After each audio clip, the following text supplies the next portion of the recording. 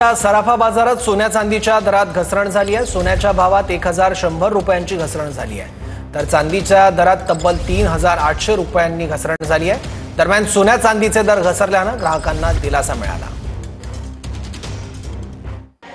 देशात सुवर्णनगरी म्हणून ओळख असलेल्या जळगावच्या सराफ बाजारामध्ये सोने आणि चांदीचे दर हे गगनाला भिडले होते। मात्र गेल्या 3 दिवसांचा जर विचार केला तर सोने आणि चांदीच्या दरामध्ये मोठी घसरण झाल्यामुळे जळगावच्या सराफ बाजारामध्ये ग्राहकांनी सुवर्णनगरी ही गडबडल्याचं पाहायला मिळतं आहे। जळगावच्या सराफ बाजारामध्ये सोन्याचे दर हे जर 94,000 रुपयांपर्यंत पोहोचले होते, तर चांदीने सुद्धा 1 लाखांचा आकडा पार करून चांदी ही 1,05,000 रुपयांवर GST सह पोहोचली होती।